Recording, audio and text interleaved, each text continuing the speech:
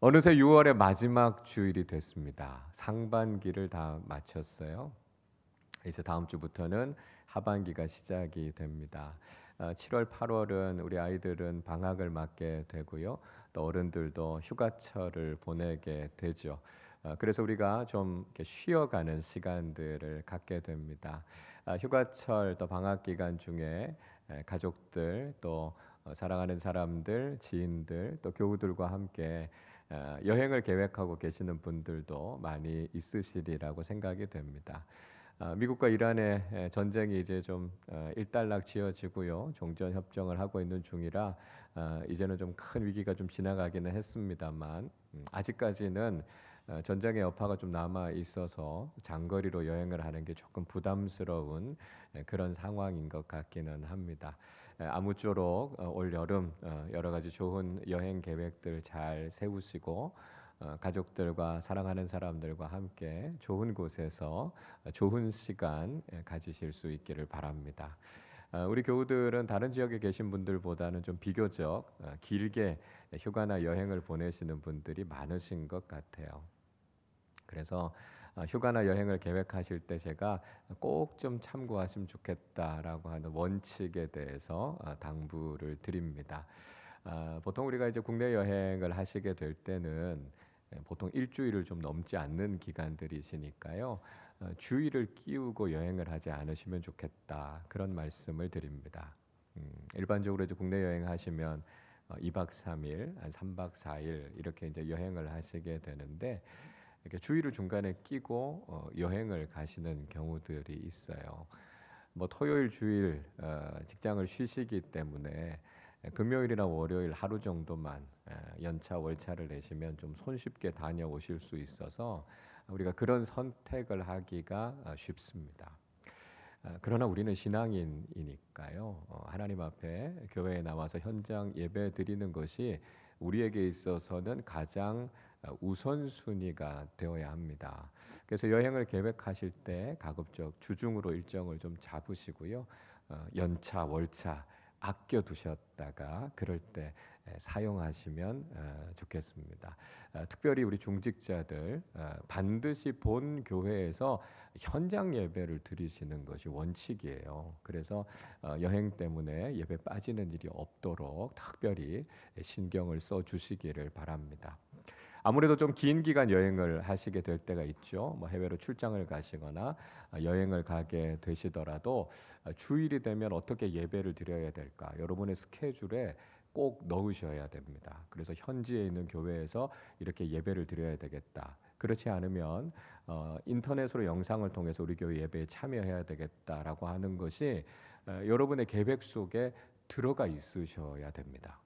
그래서 우리가 어디에 있든지 외부에 가 있다고 해서 우리가 예배를 그냥 건너뛰시면 안 돼요. 여러분이 있는 그 자리에서 어떻게 하는 것이 최선을 다해서 하나님 앞에 예배를 드리는 것일까? 여러분들이 항상 고려하시면서 계획을 세우셔야 된다라고 하는 것이죠. 그래서 휴가 여행이 사랑하는 가족들과의 좋은 쉼이 됨과 동시에 하나님 앞에 예배 드리는 일을 소홀하게 하지 않도록 여러분 각별히 신경을 써 주시기를 부탁을 드립니다. 여행 이야기를 하니까요, 이런 이야기가 생각이 나요. 여러분 가장 멀리까지 여행 가 보신 경험 어디까지 여행 가 보셨습니까? 일반적으로 가장 먼 여행 이렇게 생각하면 아프리카 정도나 아니면 남미 정도 여행하면 아마 가장 먼 여행이 될 겁니다. 그런데요, 그보다 더 먼 여행이 있다고 해요. 어떤 여행인지 아시겠어요? 어떤 여행이 진짜 먼 여행일까요? 이런 이야기 하죠. 머리에서부터 가슴까지의 여행. 그리고 가슴에서부터 손발까지의 여행이 그렇게 긴 여행이라 그러잖아요. 그러니까 우리가 머리로 알고 있는데 마음으로 기쁘게 무엇인가를 하는 것 이게 그렇게 어렵다는 거예요. 그러니까 마음에 우리가 결심하지만 삶을 통해서 실천하는 것 어렵다는 거죠. 건강을 위해서 운동해야 됩니다. 머리로 우리가 다 알고 있죠. 근데 마음으로 우리가 기쁘게 운동하러 나가는 거 이거 잘 안 될 때가 참 많습니다.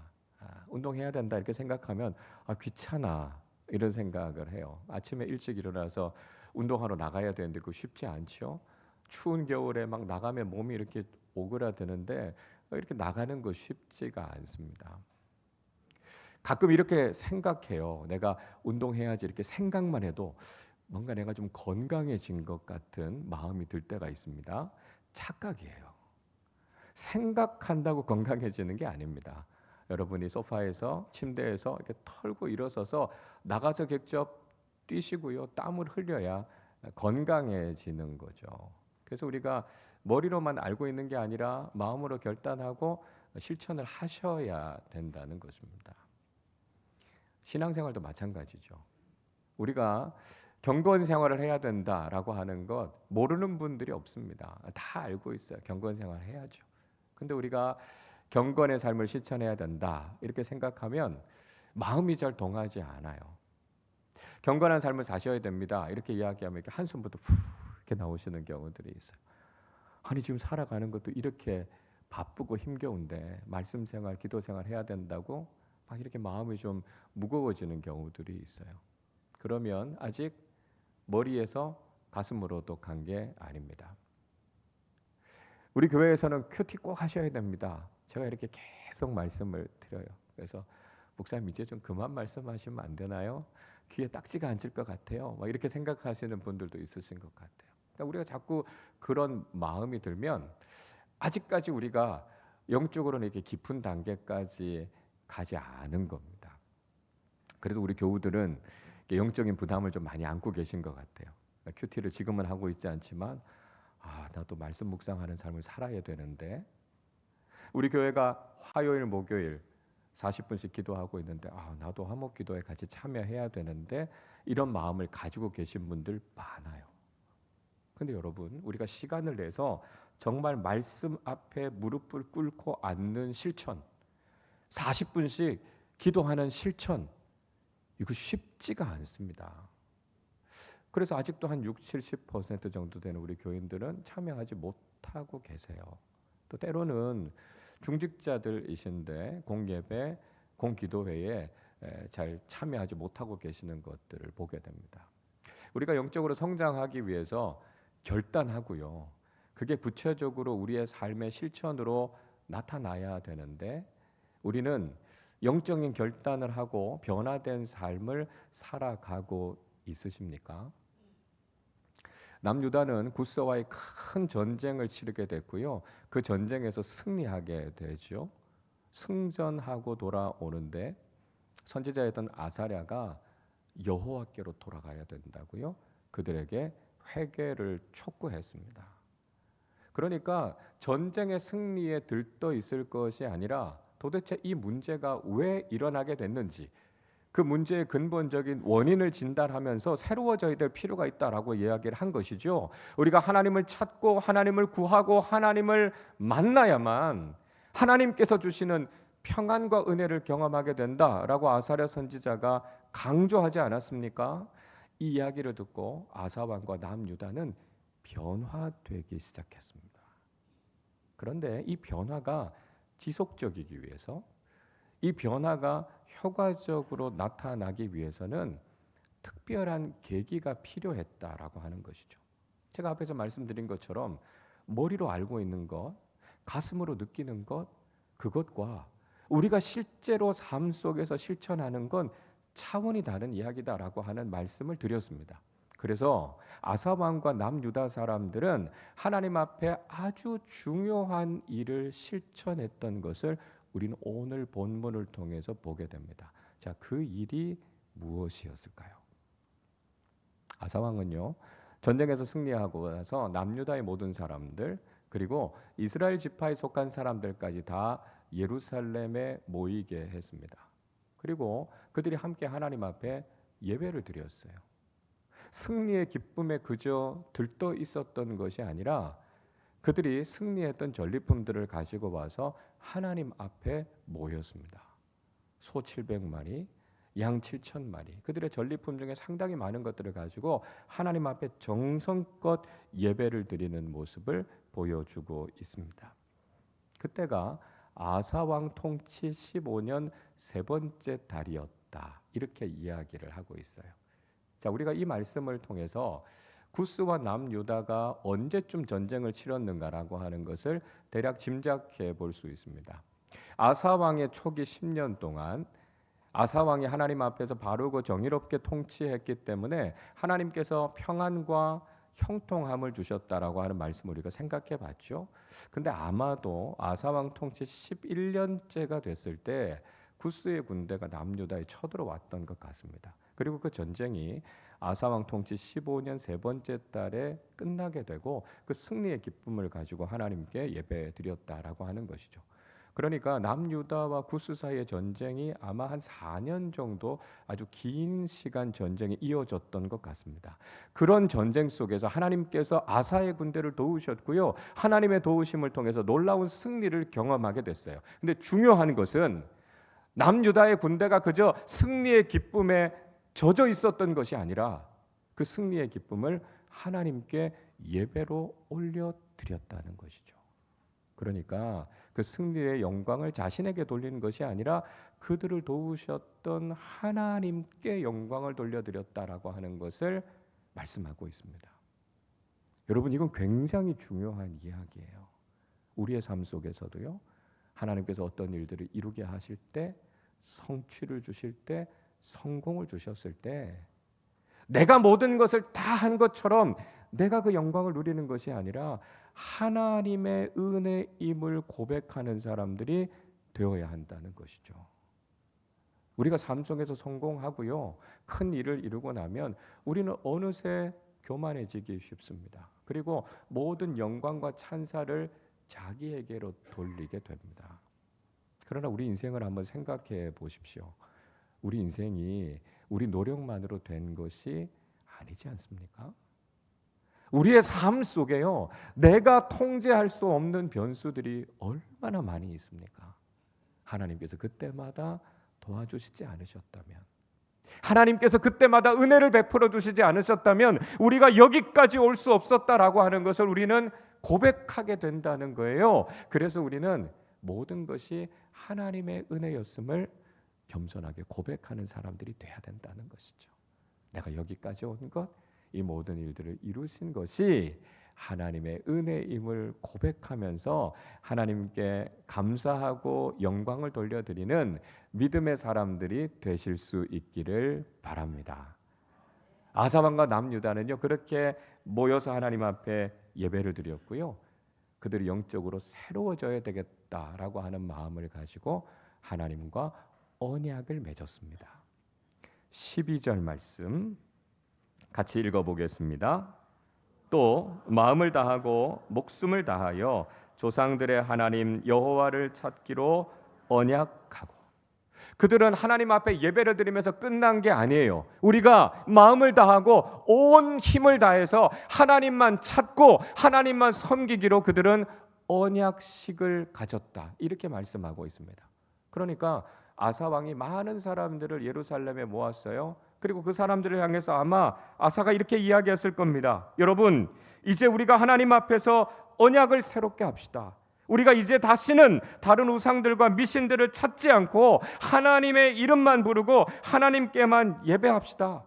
모든 헛된 것들을 다 제거하고 오직 하나님만 섬기기로 언약을 체결합시다. 아사 왕이 백성들에게 이렇게 선포한 거예요. 상상을 한번 해보죠. 아사 왕이요, 그리고 이런 조서문 같은 걸 갖고 왔을 거예요. 그걸 읽으면서 우리가 어떻게 하나님만 섬길 것인지 이런 일들을 실천하겠습니다. 하나 둘 셋 넷 읽죠. 그리고 아사 왕이 가장 먼저 거기에 도장을 찍습니다. 그리고 이어서 제사장들이 그 밑에 자신의 이름을 쓰고 거기에 다 서명을 해요. 그리고 백성의 지도자들이 차례대 나와서 그 조서에 같이 사인을 합니다. 그런 거룩한 영적인 언약식을 갖게 됐다라고 하는 것이죠. 여러분, 하나님께 드리는 약속, 언약은요, 단호한 결단이에요. 약속은 지켜도 되고 안 지켜도 되는 것이 아니죠. 사람 간의 약속도요, 우리가 철저하게 지켜야 하는 건데 하물며 하나님과 하는 약속을 우리가 함부로 무시해서야 되겠습니까? 여기에 나오는 언약, 언약이라고 하는 히브리어 단어는 베리트라고 하는 말을 써요. 이 말이 가지고 있는 의미는 자르다는 뜻입니다. 그러니까 이 약속을 지키지 않는 사람은요, 칼에 잘려 죽어도 좋다라고 하는 의미를 담고 있습니다. 고대 이스라엘에서는 언약식을 할 때 어떻게 하냐면 짐승을 칼로 잘라서 둘로 나눕니다. 그리고 언약의 당사자들이 그 사이를 지나가요. 무슨 의미겠습니까?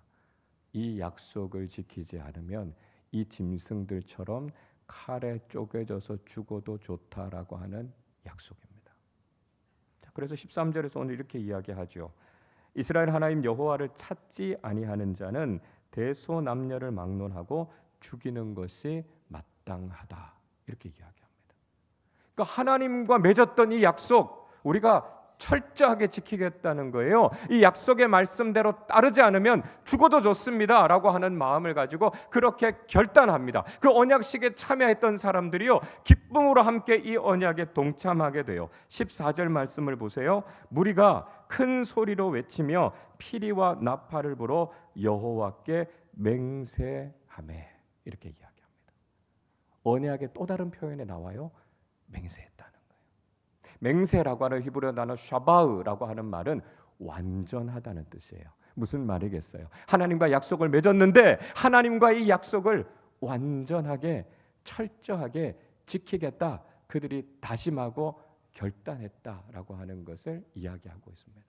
그러니까 그들이 그냥 머릿속으로만 생각한 게 아니에요. 그냥 마음으로만 다짐한 게 아니에요. 구체적으로 언약식을 하면서 내 삶 속에서 이걸 지키겠습니다라고 하는 결단을 했다는 거예요. 우리에게도요, 이런 결단이 필요하다는 거예요. 왜요? 우린 죄인이기 때문에요. 우리가 이렇게 철저하게 하나님의 말씀에 따르겠다라고 하는 구체적인 결단이 없다면 우리 하나님과의 약속 지키지 못하고요, 우리의 신앙도 새로워지지 않는다라고 하는 것이죠. 자, 이렇게 남유다가 하나님과 언약식을 가졌어요. 하나님과의 약속을 철저하게 지키겠다 이렇게 서약했지만 언약에 충실하기는 쉽지 않았습니다. 굉장히 어려운 일이었어요. 특별히 이 언약을 지키는 과정 속에서 아사 왕의 가장 가까운 곳에서부터 이 언약을 깨뜨리는 일이 일어났습니다. 16절을 보십시오.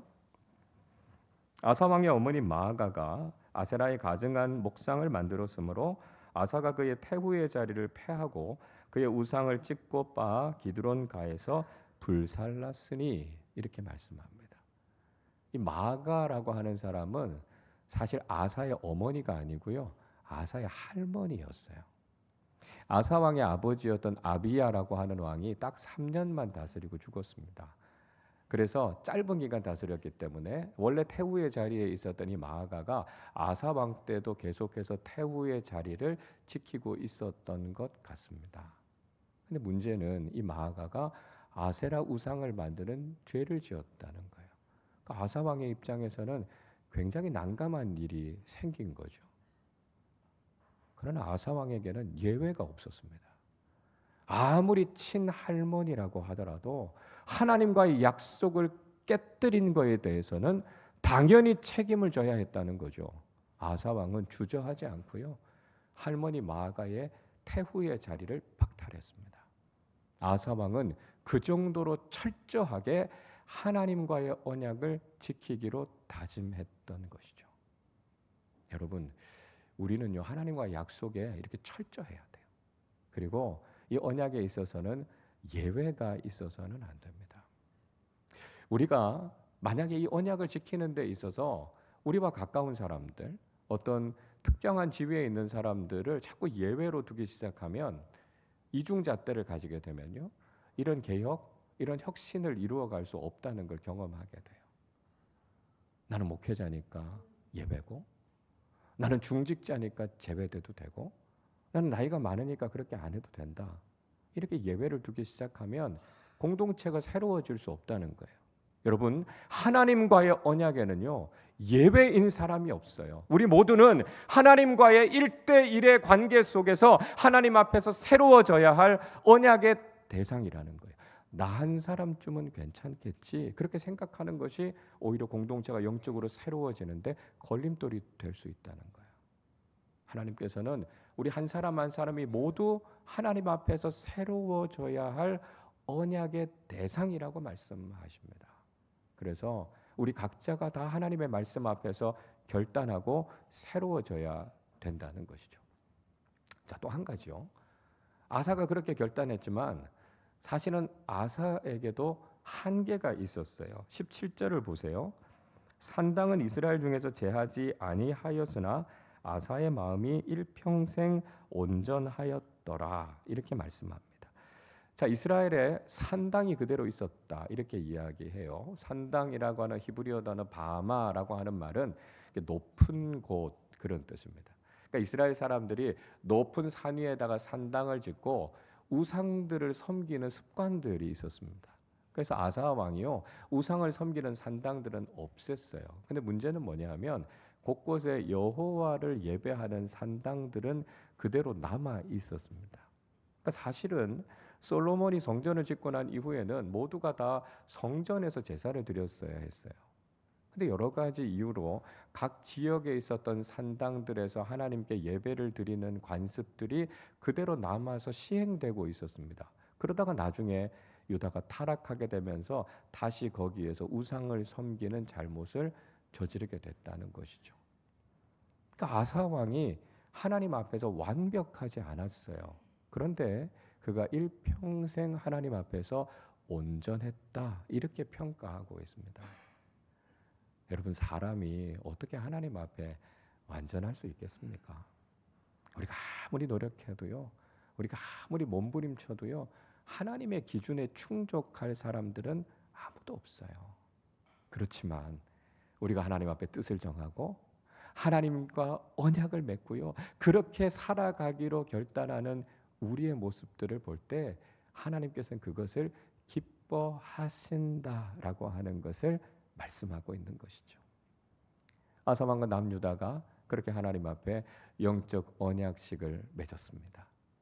그 언약을 체결했던 결과는 무엇이었을까요? 15절 말씀 같이 읽어보겠습니다. 온 유다가 이 맹세를 기뻐한지라. 무리가 마음을 다하여 맹세하고 뜻을 다하여 여호와를 찾았으므로 여호와께서도 그들을 만나 주시고 그들의 사방에 평안을 주셨더라.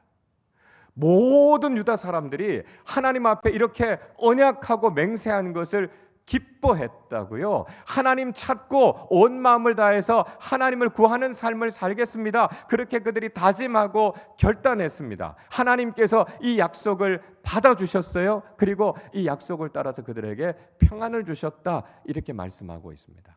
하나님께서 남유다 백성들을 언약의 파트너로 인정해 주셨다는 거예요. 여러분, 하나님과 남유다 백성들이 약속을 체결했다라고 하는 것만으로도 남유다 사람들에게는 큰 복이었습니다. 여러분, 우리가 약속은요, 신뢰할 수 있는 인격적인 대상들하고만 하는 겁니다. 우리가 믿을 수 없는 사람들, 신뢰할 수 없는 사람들하고는 약속하지 않죠. 우리가 누군가와 약속한다는 것은 그 사람을 인정한다는 것이고요, 그 사람을 존중한다는 것 아닙니까? 남유다가 하나님 앞에 언약식을 가졌을 때 하나님께서 그 언약에 동참해 주셨어요. 남유다를 언약의 파트너로 인정해 주셨다는 거예요. 하나님께서 그들을 믿고 인정해 주셨다라고 하는 것이 얼마나 큰 복입니까? 하나님께서 그 언약식에 참여하셨고요, 그 언약에 같이 참여하셔서 그 언약을 받아주셨어요. 그리고 그들에게 평안을 주셨다 말씀합니다. 구체적으로 그들에게 주셨던 평안이 무엇이었습니까? 19절이 이렇게 말씀하죠. 이때부터 아사 왕제 35년까지 다시는 전쟁이 없으니라 말씀합니다. 아사 왕 15년부터 아사 왕 35년까지 20년 동안의 삶 동안 하나님께서 그들의 삶에 전쟁이 없게 하셨다고요. 더 이상 그들을 힘들게 하는 위기와 혼란이 없이 하나님께서 그들을 고요하고 평안하게 인도해 주시는 복을 경험하게 됐다라고 하는 것을 말씀하고 있습니다. 여러분, 우리에게도요, 이 결단이 필요해요. 아사 왕과 남유다가 하나님 앞에 예배하면서 영적 언약식을 맺었던 것처럼 하나님, 우리가 달라지기를 원합니다. 하나님 앞에서 새로워지기를 원합니다. 영적인 결단이 우리에게도 있어야 된다는 거예요. 머리로만 생각하는 데서 그치지 않고 그냥 마음으로만 갖는 것에서 끝나지 않고 하나님, 제가 구체적으로 변화되고 그 일을 실천하겠습니다 라고 하는 영적인 결단이 필요하다는 거예요. 아사왕과 남유다가 영적 언약식을 가졌던 것처럼 우리 오늘 이 시간에 하나님 앞에서 영적 언약식을 갖는 시간을 좀 가지려고 합니다. 여러분 주보를 한번 꺼내 보시고요. 주보에 설교 노트를 한번 펼쳐 보십시오. 설교 노트 제일 마지막에 영적 언약식 결단문이라고 하는 곳이 있습니다. 그래서 그 줄쳐져 있는 곳에 나는 이렇게 하겠습니다 라고 하는 결단을 하시는 겁니다. 구체적으로 쓰시는데요, 이런 내용이에요. 예를 들면 나는 매일 아침 6시부터 7시까지 일어나서 말씀 묵상 큐티를 실천하겠습니다. 저는 2026년 하반기 동안에 성경 일독을 실천하겠습니다. 저는 이제부터 매주 수요일 수요 예배에 빠지지 않고 꼭 참석하겠습니다. 저는 수요일 전도팀에 참여해서 복음 전하는 일에 참여하겠습니다. 저는 일주일에 3일 이상 하나님 앞에 새벽 기도회 드리는 일에 참여하겠습니다. 저는 이제부터 화요일, 목요일 기도 영상을 통해서 화목 기도회에 꼭 참여하겠습니다. 그 결단을 거기다가 적으시는 거예요. 그리고 그 밑에 서약자 이름에다 여러분 이름을 적으시고요. 그 옆에 사인을 하십시오. 여러분 우리가요, 하나님 앞에서 결단하고 나가는 거예요. 이제 2026년 상반기를 다 보냈습니다. 하반기도 그냥 우리가 이런 모습으로 신앙생활하는 것이 아니라 하나님 앞에서 달라지기를 원합니다. 영적으로 새로워지기를 원합니다. 하나님 보시기에도 성숙한 믿음의 삶을 살기를 원하고 하나님이 내 인생의 우선순위가 되기를 원합니다. 다짐하고 결단하는 우리의 모습이 필요하다는 것이죠. 우리 건반을 한번 연주해 주시죠. 여러분 조용히 한번 눈을 감고 한 1, 2분 정도 기도해 보십시오. 하나님께서 내 신앙생활이 뭐가 달라지기를 원하시는지, 그래서 작은 실천 하나 하기로 여러분 결단하시기를 바랍니다. 그리고 주님께서 주시는 마음을 따라서 거기 한번 적어 보십시오. 아사왕과 남유다 백성들이 하나님 앞에 영적인 언약식을 가졌던 것처럼 하나님, 제가 하반기에는 이런 결단을 하고 제 신앙생활이 이렇게 달라지기를 원합니다.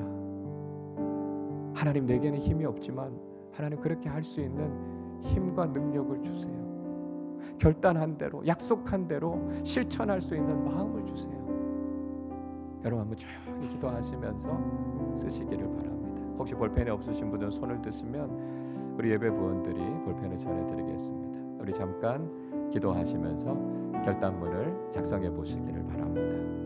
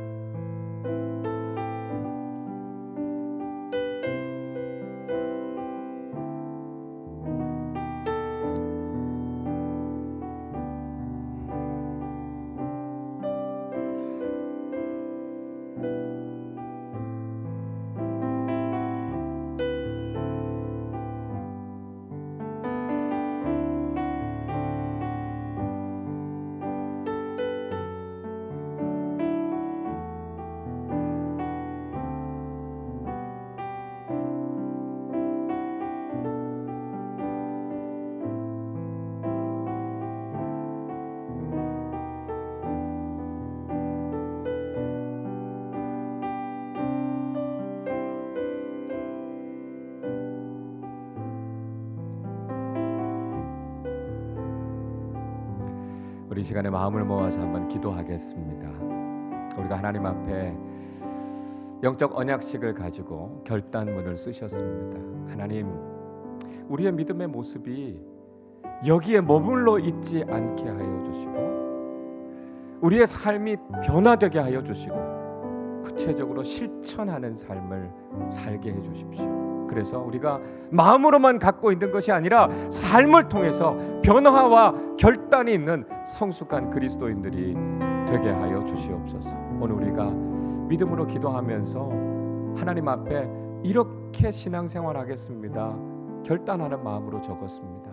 하나님, 우리에게 이 약속대로 이행할 수 있는 믿음을 주시고 성령 하나님께서 우리의 삶을 주관하여 주셔서 우리가 이 약속에 충실한 그리스도인들이 되게 하여 주셔서 더욱 성숙하고 아름다운 모습으로 하나님을 기쁘시게 하는 믿음의 삶을 살아가게 하여 주시옵소서. 우리 이 시간에 함께 다짐하고 결심하며 합심으로 함께 기도하도록 하겠습니다. 하나님 아버지, 감사합니다. 오늘 이 귀한 시간 말씀을 통해 결단할 수 있도록 은혜를 주심을 감사합니다. 아사왕과 남유다의 백성들이 하나님 앞에 예배하며 영적 언약식을 맺었던 것처럼 하나님, 우리가 기도하며 오늘 하나님께서 우리에게 주시는 마음들을 가지고 하나님, 우리가 결단하는 서약을 합니다. 하나님, 우리의 신앙생활이 그저 어제의 모습에 머물러 있는 것이 아니라 달라지게 하시고 변화되게 하시고 성숙되게 하시고 새로워지게 하여 주셔서 하나님께서 기뻐하실 만한 믿음의 사람들로 살아가게 하여 주시옵소서. 하나님 아버지, 죄악된 모든 것들을 끊어내게 하여 주시고 하나님께서 우리의 삶의 우선순위와 중심이 되게 하여 주시고 하나님을 기쁘시게 하는 삶을 살아가기 위해 예배 생활, 말씀 생활, 기도 생활이 새로워지게 하여 주셔서 하나님, 우리가 이 하반기에는 더욱더 하나님을 기쁘시게 하는 성숙하고 아름다운 믿음의 사람들로 살아가게 하여 주옵소서.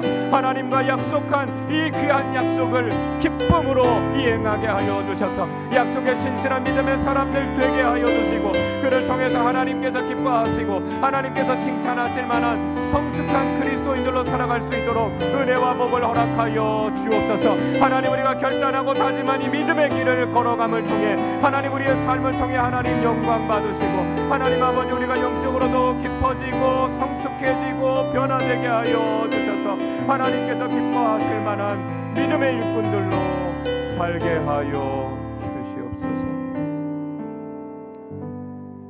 우리를 구원하여 주시고 믿음의 길을 걸어갈 수 있도록 격려하시며 이끌어 주시는 하나님의 은혜와 사랑에 감사를 드립니다. 아사왕과 남유다의 백성들이 승리의 기분에 들떠서 교만했던 것이 아니라 하나님 앞에 겸손하게 예배하면서 하나님, 우리가 달라지겠습니다, 하나님만 찾고 하나님만 구하겠습니다, 영적으로 결단하며 언약식을 맺었던 것처럼 주님, 우리도 달라지기를 원합니다. 어제의 모습 그대로 머물러 있지 않고 우리의 마음과 생각에만 머물러 있는 것이 아니라 우리의 삶 속에서 구체적으로 경건한 삶을 실천하게 하여 주셔서 성숙하고 아름다운 믿음의 사람들로 거듭나게 하여 주옵소서. 하나님, 오늘 하나님 앞에 약속하고 결단한 이 모든 것들을 충실하게 이행하게 하여 주셔서 2026년 하반기에는 더욱 성령 충만하고 성숙한 그리스도인들 되게 하여 주시옵소서. 우리의 삶에 하나님이 중심이 되게 하시고 우리의 삶에 하나님이 우선순위가 되게 하여 주셔서 우리의 삶을 통해 오직 하나님께만 영광을 돌려드리게 하시고 하나님께서 칭찬하실 만한 성숙하고 귀한 믿음의 삶 살게 하여 주옵소서. 감사드리며 우리 주님 예수 그리스도의 이름으로 기도하옵나이다. 아멘.